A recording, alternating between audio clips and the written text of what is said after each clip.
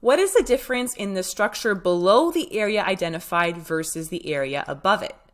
Gabby here from Med School Bootcamp, and here we're looking at a dissection inside the abdomen along the more superior aspects of the pelvis and the inferior aspects of the abdomen. Now, it is a little bit complicated, so all of the pelvic and the abdominal organs have been removed.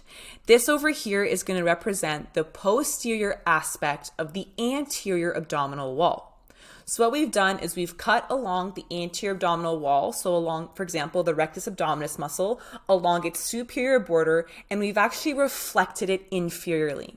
So right over here is going to be the more inferior portion of the abdominal wall, which represents the rectus abdominis muscles, as you can see right over here based on these muscle fibers. Now, along the posterior surface of the anterior abdominal wall, we're going to be able to see a line that is visible here that essentially demarcates the border between this area versus this area. So this line is known as the arcuate line.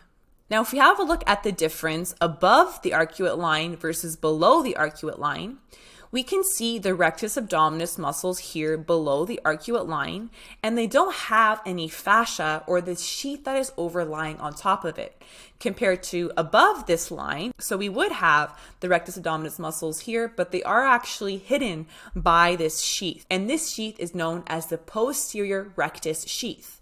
Right? We have an anterior rectus sheath along the anterior aspects of the rectus abdominis, and we also have a posterior rectus sheath on the posterior aspect of the rectus abdominis muscle. Now, the posterior rectus sheath is formed by the aponeurosis of the internal oblique muscle as well as the transversus abdominis muscle. So they converge together, their aponeurosis, to form this posterior sheath that lies on the posterior surface of the rectus abdominis muscle. So in this case, where the arcuate line essentially demarcates that border where the posterior rectus sheath ends. So superior to the arcuate line, we have the posterior rectus sheath present, but below the arcuate line, we have no posterior rectus sheath present. And this is what helps us differentiate between what's above the arcuate line and what's below the arcuate line. So in this case for our question, so what is the difference in the structure below the area identified compared to above it? It would be that the posterior rectus sheath is not present.